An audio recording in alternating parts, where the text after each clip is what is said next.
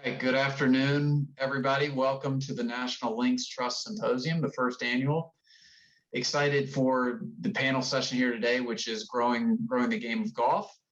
And I'm Glenn Gray, Senior Vice President of Buffalo Group. Excited to talk with the three gentlemen that are joined here with me, and certainly wish we could be in person with all of you all that are attending in DC, but we also know there's a lot of virtual attendees as well. So we hope you enjoy this session. It's obviously something that the four of us are all very passionate about.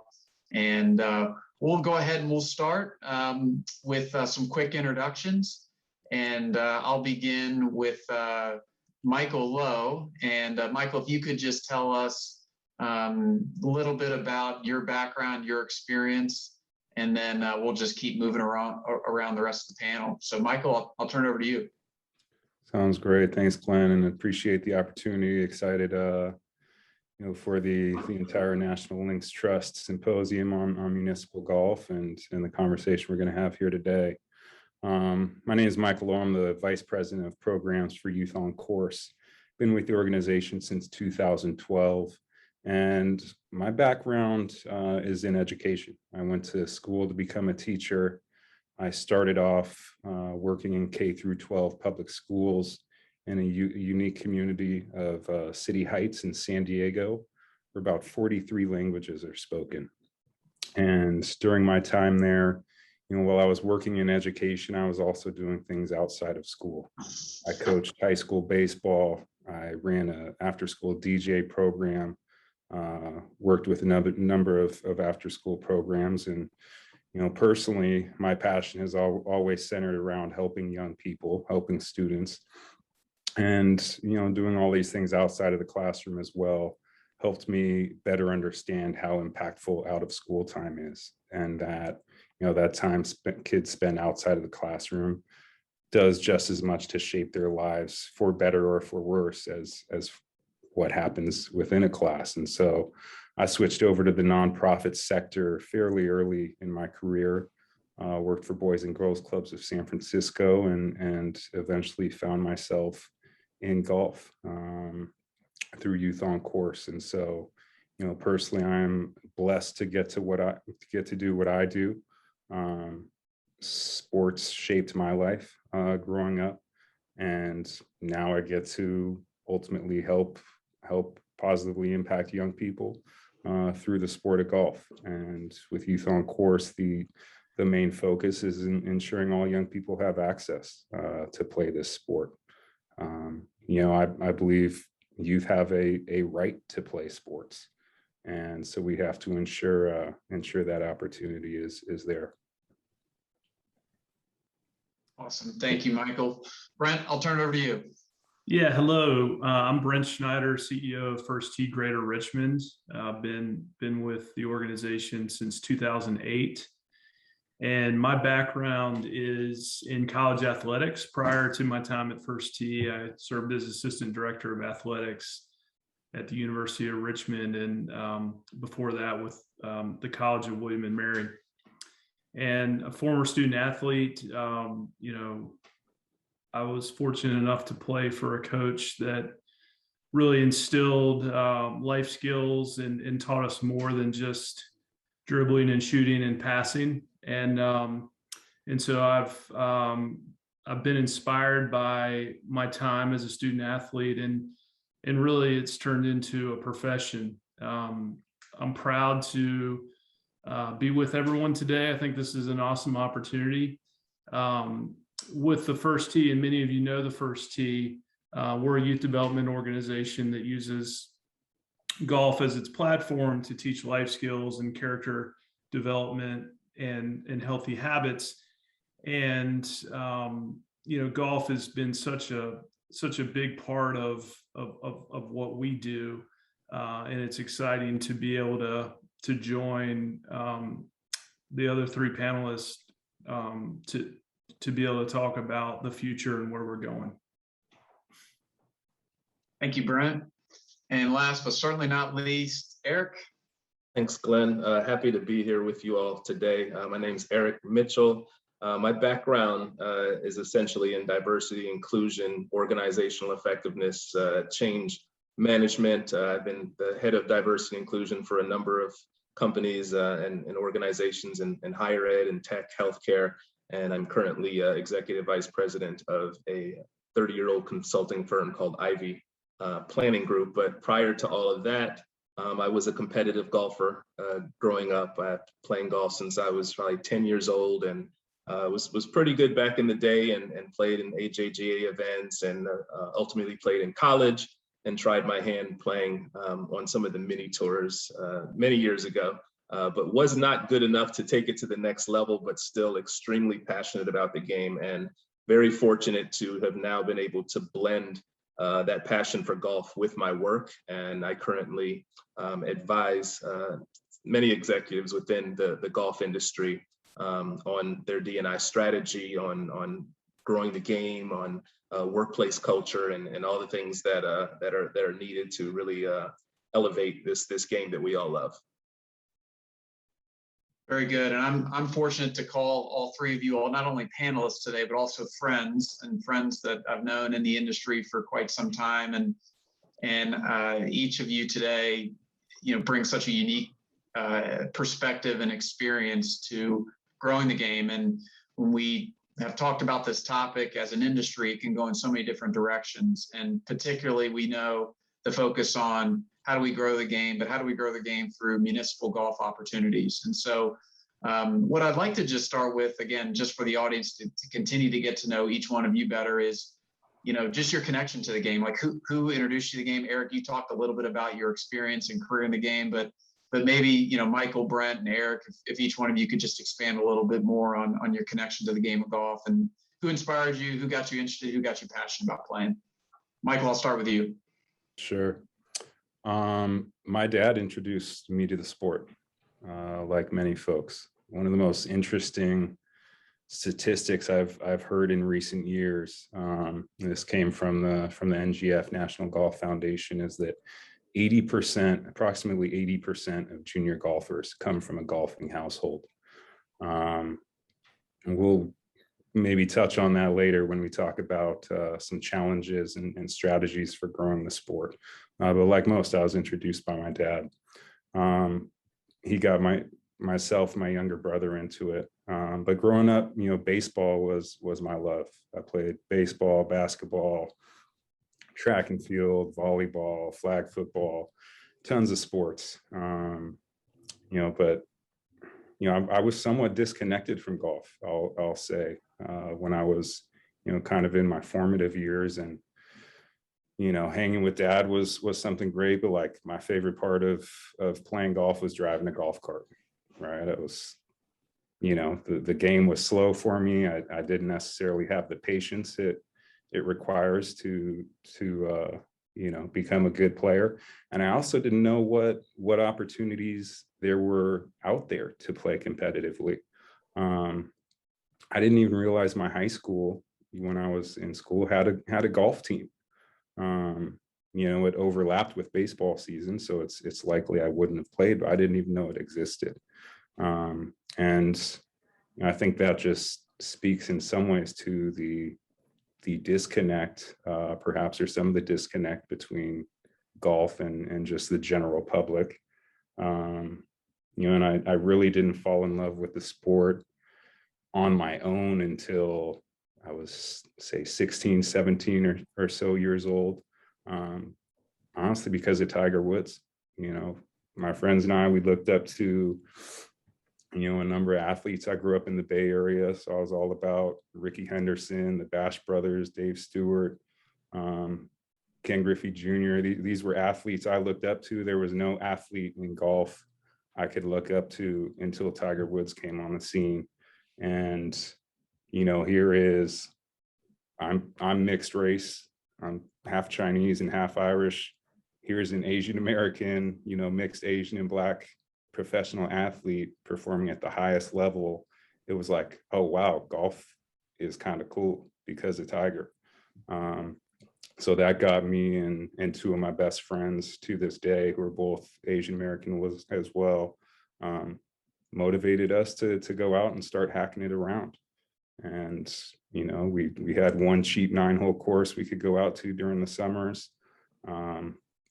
There's another course we had to sneak on because it was too expensive, but Tiger got us hooked, and we went out there and started having fun, in large part due to him.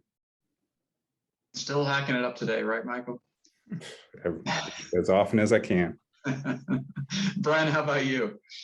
Yeah, like Michael, my father, he got me involved in the game, and it's really interesting. He passed away a few years ago, and I've done a lot of thinking since his passing, and we spent a lot of Sunday late afternoons trying to get 18 in before dark, and it was probably the time on the golf course with him where I was able to have probably the most meaningful conversations that I ever had with him, both as a boy and later on in life. One of our last conversations we had before he got sick and went to the hospital was on the golf course, and so it's just a special time. I mean, we obviously competed against one another and wanted to win, but when I think back on that, my relationship with him certainly would not have been what it was without our great game. And a small part of me thinks that that's probably one of the motivating reasons that I'm involved with the organization that I'm involved with. Trying to provide opportunities, whether it be with families, parents, mentors, friends, to our first tee participants. We all want to play great golf, but the deeper connections that people have through our game is powerful, and is something that I was able to experience in a small part starting at an early age. Eric, how about you? Yeah, I got to echo, a lot of what Brent just said, actually. Like Michael and Brent, my father started me playing, and that was our time together. I would when my parents separated and he moved probably about 45 minutes away from where I lived, I would spend the weekends there, and that's what we would do. That was our quality time, and I hadn't actually even thought about it, but that's probably was a big catalyst for how strong our relationship was. And he was my biggest fan, right? Even as I was competing, he never missed anything. As much as traveling he did, or whatever else was going on in life and business, he always made time to come and support me as I competed, traveled with me and to national events, and that was probably our biggest kind of connection throughout life, and why we were always so close. He passed years ago, but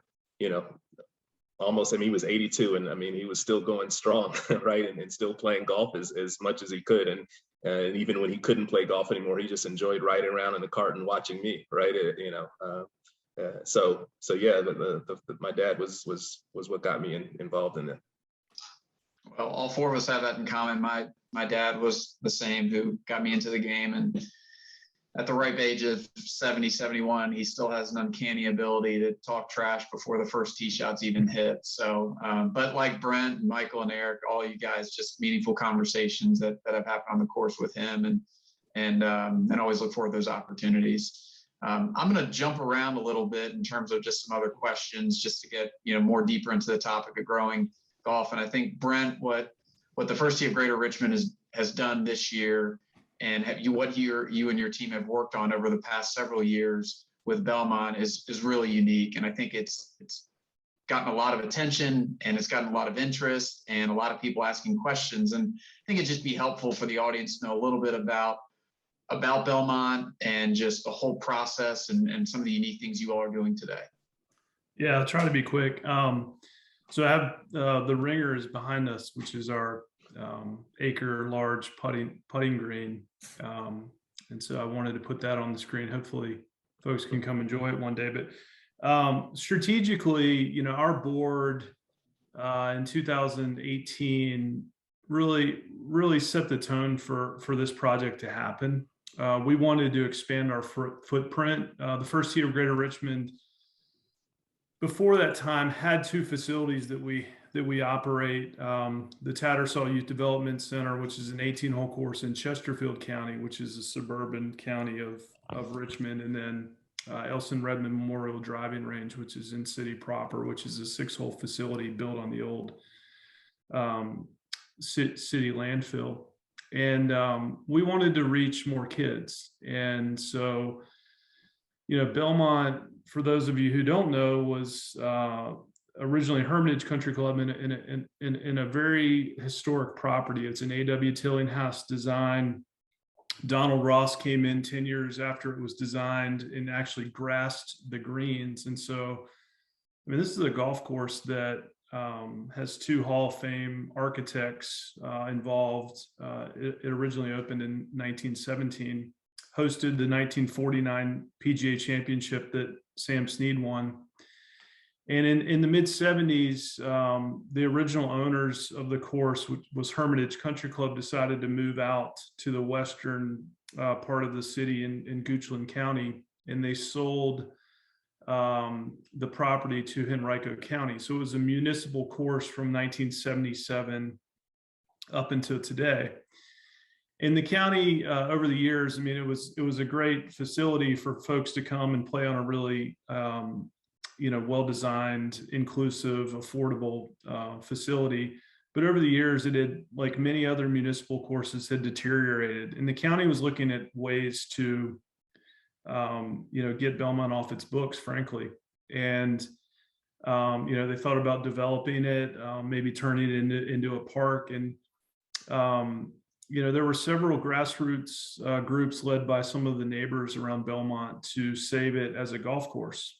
And so ultimately, the county, to their credit, listened to those neighbors and decided to put an RFP out to golf course management companies to come in and run the property at their own expense. And so, we were kind of on the sidelines watching all of this unfold, and had an opportunity to have a board meeting, and our board was really interested in the property. As many of the folks who are watching know, that the first tee oftentimes starts their programming on the driving range or putting green or chipping area, and Belmont had no practice facility, which is not uncommon to older courses. And so, our proposal to the county was, we would change it. We would restore 12 of the original holes, and then create a practice facility, a short game area, a wedge course, 6 par 3 holes, and a putting course. And so, it was innovative.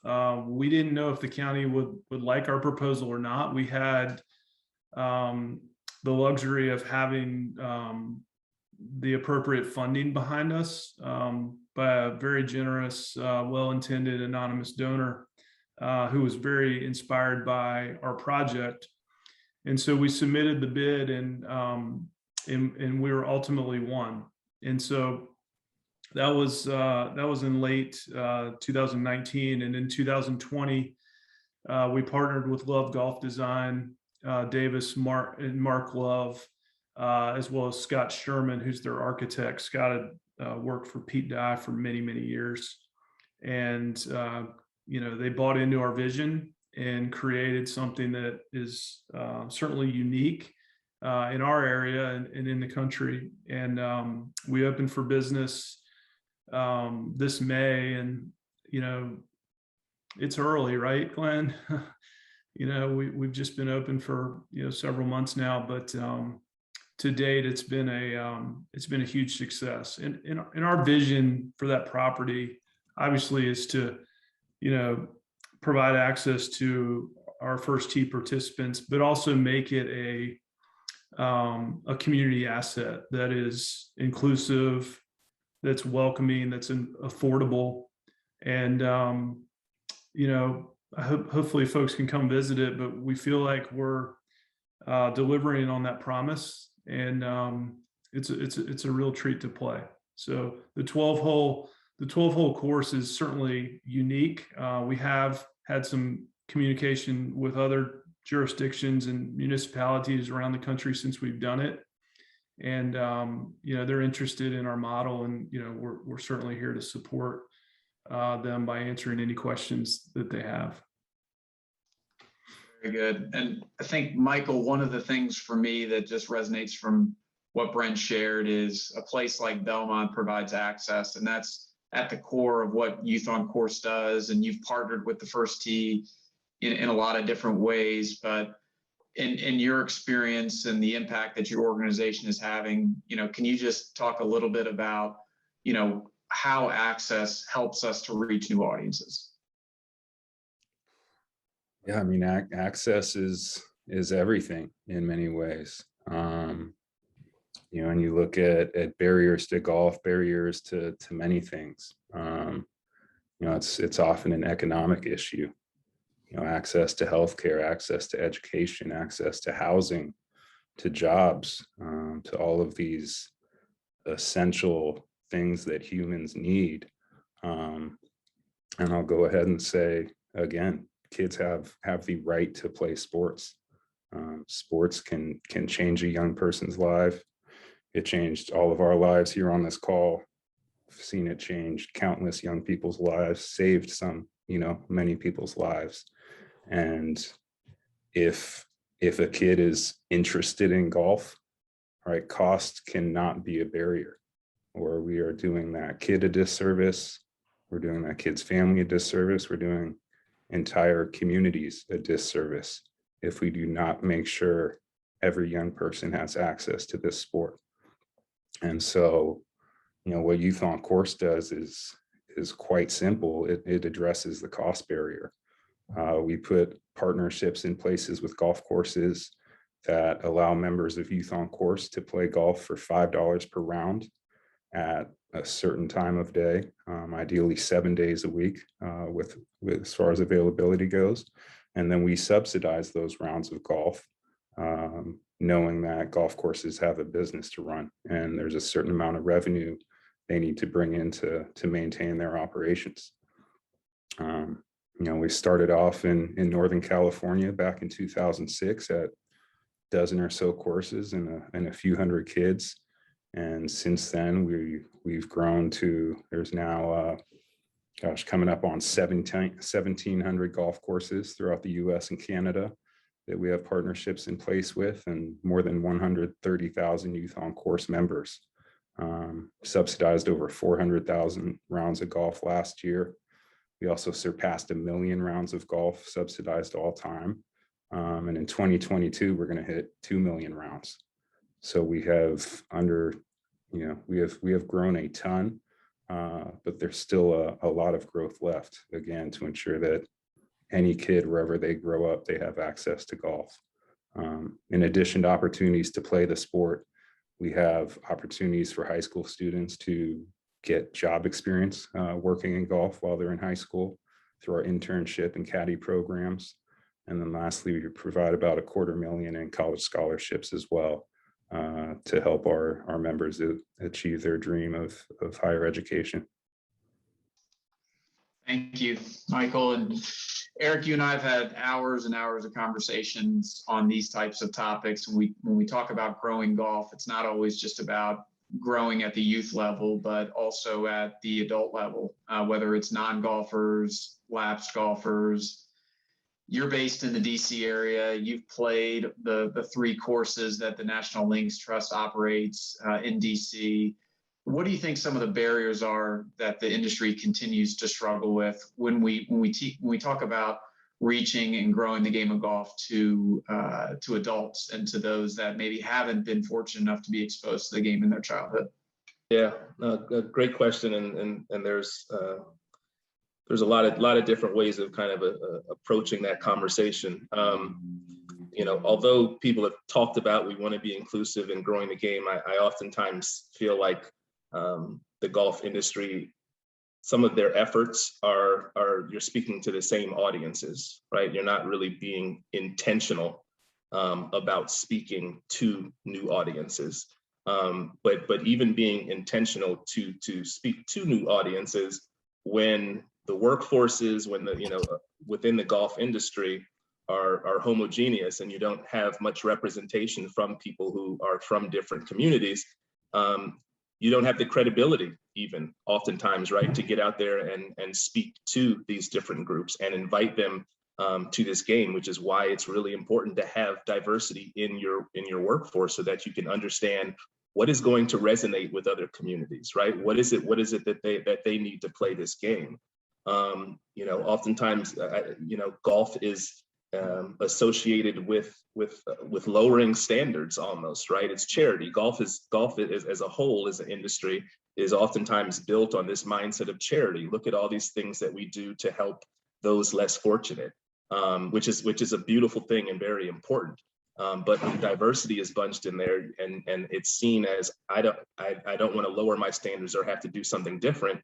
You're missing out on folks that can afford to buy your $500 drivers. You're missing out on folks that can afford to pay expensive green fees. There are groups of people out there who are of certain socioeconomic means that you are simply not speaking to, and you're missing opportunities for revenue and business because not only are you not being intentional in reaching out to them, you don't have the credibility essentially to reach out to those folks. So that's just kind of a couple. I could probably ramble off probably 5 to 10 more different barriers, but I think one other huge one that I think is worth calling out are the silos within golf. I feel like there are so many barriers to communication that even if when companies or organizations have the best intentions in this space, they're so focused on what their individual mission is and not communicating with other organizations with their own missions, and figuring out how those align, how we're sharing resources and information, how we're approaching this together as an industry, right? Ultimately to collectively benefit everyone. So I think it's really important to think about what the companies next to you are doing, what the organizations next to you are doing, who they're partnering with, to really help inform strategies and industry strategy on how do we stop talking to the same people and actually intentionally start reaching new folks for the benefit of everyone. And I think just to piggyback on that, I mean, we all know the success the golf industry has had during the pandemic. The industry is positioned very well and has experienced explosive growth in a variety of different ways, particularly in reaching new golfers and increasing rounds played. And even through September rounds of 2021 year to date, we're up almost 8-9%. But the question still remains, particularly at municipal courses, municipal facilities, how do we keep up that momentum? How do we keep these golfers engaged? And Brent, you're living it all day, every day in the facilities that the First Tee of Greater Richmond manages. But can you share some of your thoughts as to what can we do as an industry to continue with the momentum and the great fortune that golf has experienced since the start of the pandemic? Yeah, I mean, I think Erick said it so well, and it was powerful, and it's true, right? I mean, it's truth. One of the, we're First Tee, right? So our mission revolves around kids, but specifically around Belmont, it was more than that. I mean, it's the kids are first and foremost what we're about, but we wanted to build a facility that was welcoming to all. And so, renovating a major championship golf course and maybe stretching it out and making the greens harder and the grass as fast as it could be on the greens is going to appeal to one kind of group, a small group of players. And so we really thought outside of the box on like what's going to attract everyone. And so we feel like at Belmont, we've got a starting point for anyone who's interested in being part of our great game, whether it's coming on our putting course as a family, on the weekends or after work, whether it's women's group or an LPGA girls golf group, working on our short game for the, picking up clubs for the first time. We've done a lot of executive kind of training groups for, middle management folks that have not been exposed to the game at companies around town, that we want them to feel comfortable coming to the golf course. Our par 3 course, you can play on it barefoot with your family or your friends or your coworkers or your neighbors. It's affordable. And so, we feel like we've got something that's attractive to everyone. To Erick's point, I mean, we are very intentional about our marketing and who we talk to and who we're trying to get to our facilities. And that's been, it's been challenging because of the way that the game has typically communicated to the public. But we're not afraid, and we've grown inspiration. We've leaned on inspiration from other facilities, successful community facilities. I think Bobby Jones, what they did in Atlanta is super important. The community that they've created, the entry point that they've created for the game. I think the community aspect of Goat Hill out in California is something that has been very attractive to us when we were laying out the plans for Belmont. I mean, we look at it like two ways, and I'll stop after this, but the renovation itself, what's going to go where, what type of grass are we going to use, how is this hole going to be routed? That was one part, but an equally important part of our facility was, how are we going to create an inclusive culture? Who are we going to hire? How are we going to dress? What are we going to sell at the starter house and the turn house? What are our rates going to be? Who are we going to appeal to? And so all of those things, we're lucky enough as a nonprofit. Yes, we do want to run a successful organization, and the return on investment at Belmont will help fund our programs. But I think so many times in the golf course management industry that the bottom line, the return on investment is, it takes away from what this game could be. And it's kind of like we've been able to paint with a blank canvas, and we're certainly not done. We certainly have a long way to go, but it's something that we're very intentional and committed to on a daily basis.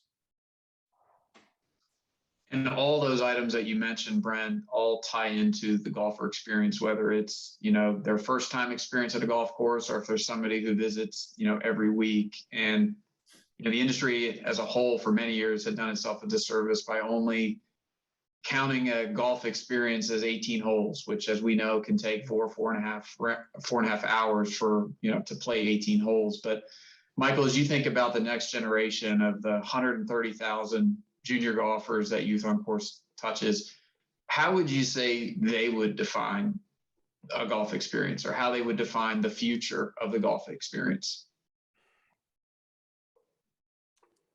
I think members of Youth on Course love playing golf on a golf course. I mean, that's at the foundation of what we do. That's at the foundation of this sport. It's being out there on the grass, walking and talking and trying to get that ball in the hole in as few strokes as you can. And just hearing some of the thoughts that were just shared. One thing I often think about, and I think is important for us to discuss, as an industry is how we're teaching golf and how we're learning to play, and, what that first experience with the sport is. And I think back to being a kid and trying out different sports. You sign up for a sport, you may have some, your weekly practices going on, but you're playing that sport. That's part of signing up for a sport. And in golf, it is possible, if you're trying to get a friend, into golf, you could spend years taking them to a driving range, trying to get them up to this level where they're ready to actually take it to a course and play. And very often that first on-course experience, because we have in our minds, you play a certain number of holes, the golf course has to be a certain length or whatnot.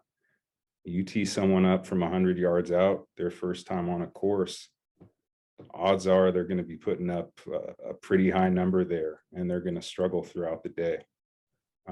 The analogy I think of sport-wise, if you were introducing a kid to basketball, I mean, the way we teach golf, if we taught basketball like that, we'd be sticking a kid out at the 3-point line, and that ball is probably not going to reach the hoop, right? In basketball, you're teaching a kid, you start off shooting bank shots. In golf, one of the most kind of innovative approaches I've seen is Operation 36, and starting golfers out, just 25 yards out. You go that route, kid, adult, whoever, they could have a couple birdies their first time out, some pars, but they're going to have some success. They're still going to actually be on the course, walking, talking, connecting with nature and the people they're playing with. I think we need to be getting beginning golfers out on the golf course as early as we can. And so me personally, I've been trying to take friends of mine out who haven't played golf before, but they're interested. I'm not taking them to the range. I'm taking them to a golf course for the first time. And that is such a different experience than, taking people to the range again for who knows how long until you can get them over to a course. So I think that, that playing aspect of golf, that's why every Youth on Course member signed up for Youth on Course, is to actually play the sport. I think that's why we all love it. And we ourselves, we each have the ability to bring some friends out to try golf for the first time. And if we do that on the course, I think, if we think differently, kind of flip how we teach this game, it could be very impactful on not just growing the sport, but diversifying it as well.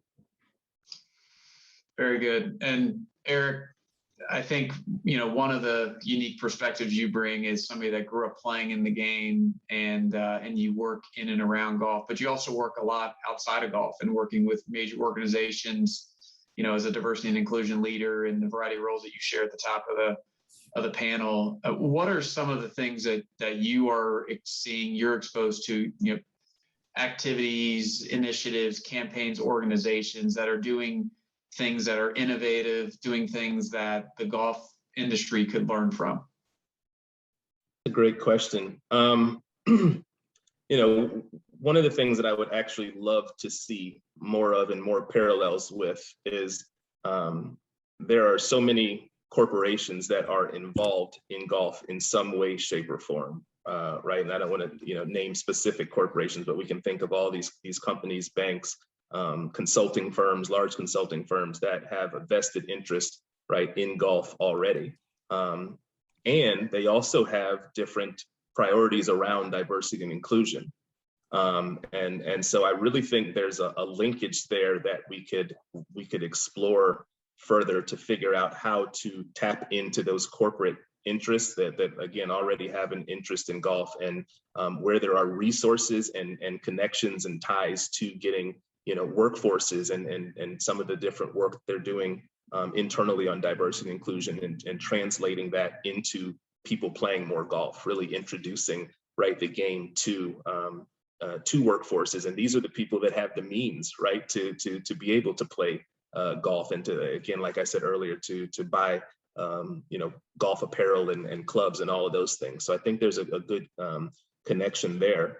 One of the things that I also see in corporate America is oftentimes companies are kind of risk averse to change and trying things that are different. And I think that's a real parallel with golf, right? They're so tied into the tradition of this is what golf is supposed to be, and we don't want to lose this, right? And by being risk averse to that, you're missing out on opportunities, and you're missing out on changing times, changing changing buying power, right? Changing perspectives on what people want to do and where they spend their money. So it's really important as a corporation or a golf industry as a whole to really think about, all right, how do we really need to stay in this space, and if so, what are we missing out by not transforming? One of the things that Brent had said earlier, and it reminded me of one of USGA's marketing campaigns. It's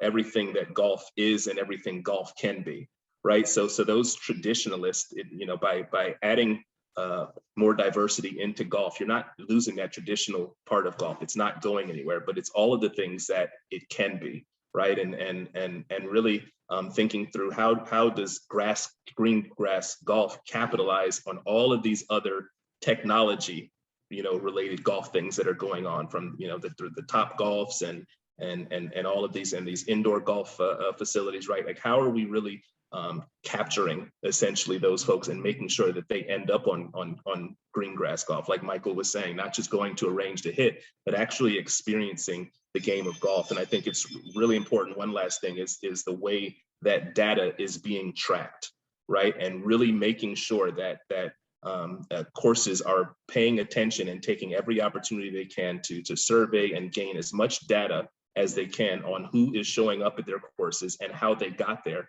so that they can tailor their efforts, their marketing, and their communications around that, and figure out how to get these folks, at their courses, but not only that, but also retain them. So I think that's a really important aspect. A lot of corporations right now are figuring out, how do we do a better job of tracking our data and getting as much data so that we know exactly how to target what we're doing and measure if we're being effective in doing so. You hit on a lot of really good points there, and I think it helps. And I can't believe I'm saying this, but as 2021 winds down and we start to think about 2022, what are the trends that help us move the game forward? What are the things that each one of you all are watching as you think about how we can play in our own roles to help grow the game? And Michael, I'll start with you, and then we'll go to Brent and then to Erick.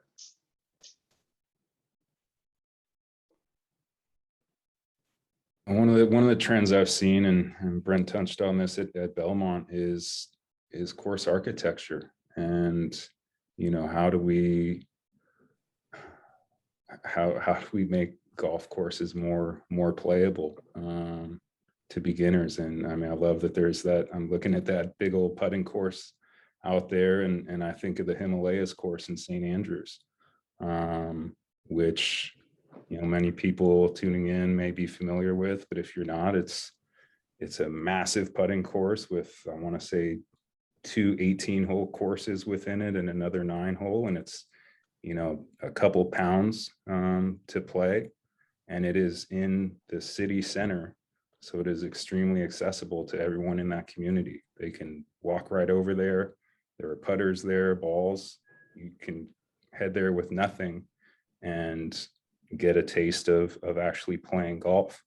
We're seeing some amazing putting courses pop up across the country, but one observation I've made is, for the most part, they are at these golf resorts that the most avid golfers are going to.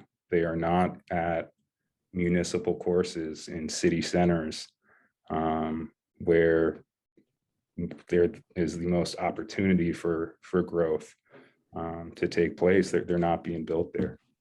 So one trend I hope that continues is the construction of more punch bowls and non-traditional courses that are particularly welcoming to beginners, but those being constructed in major metropolitan areas could help change the sport drastically. I think part of it on that, you've seen a lot of municipal golf courses, struggle over the years, and maybe they've had a little bit of bump because of COVID, but their models are not sustainable. And so how, to Michael's point, is how do they kind of reimagine their city or their county or their jurisdiction's golf facility? And not to say everyone needs to copy Belmont, that wasn't the intent. But I think there's a great opportunity there for folks to really think about it. I mean, you think about all the great things about our game, you know, the inherent values of our game with the sportsmanship and courtesy and, you know, respect for others in the environment. I mean, there's an opportunity to really capitalize on those in a time when that's probably needed. You know, people certainly are looking for a way to get outside and for a way to be more courteous towards our neighbors is always something that we can always improve on. Just to touch real quick on the architectural piece. You know, it was interesting working with Davis Lowe. I mean, in his time on tour, he was one of the longest players and, you know, a great champion. And we talked a lot about the golf course when we were the routing and the design. And he was the guy leading it. He said, I'm not going to build a golf course that my mom can't play and have a good time.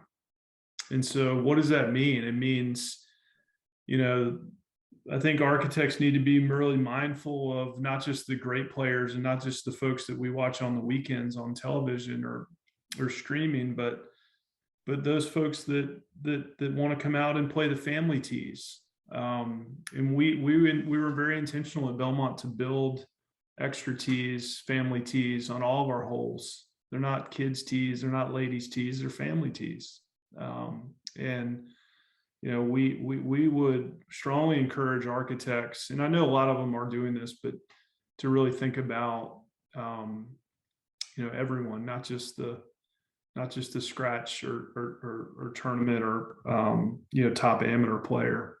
I think that matters because it brings into, you know, an intimidation factor that's hard to break down. And if there's a welcoming environment for a new player and they come out and maybe they hit one or two really quality shots where, you know, their light bulb goes off, you know, we hope they'll be back and they'll be hooked.